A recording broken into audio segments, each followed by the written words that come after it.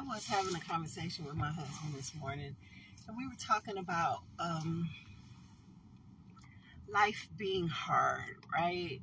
Making decisions, making decisions, and the decisions that you make, life being hard.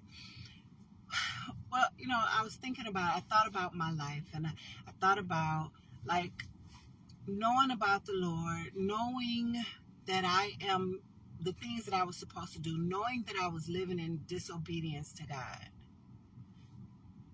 While I was living in disobedience to God, life was hard. While I was fighting against what I knew to be right, but I didn't want to live what I knew to be right, life was hard. I went through a lot of heartache. I went through a lot of pain. The struggle was real, as we say. I'll tell you something though. When I made the choice to surrender, when I had a conversation with God and I said, Lord, I choose you. I don't know how to do this because I've never done it, but I'm never going to leave you again. I don't care how many times I mess up. I am never going to leave you again. We say God knows our hearts. He does. He knew this time I was serious.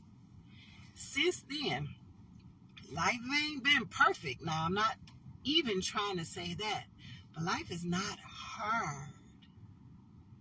Once I surrendered and put my faith and trust in the God that I say I serve, even with life happening, it's not hard.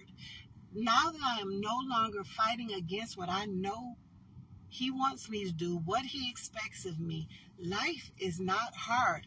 Life is still life, but life is not hard. It's a difference. When I was fighting against Him, it was a mess.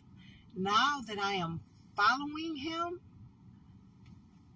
I live in peace, even while life is happening. So it really is a choice. It's a choice. I had to make up my mind.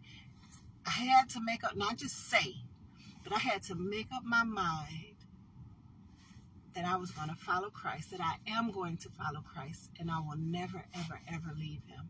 And I love it on this side because as I go through life, as I follow Him, as I go through life, I have peace.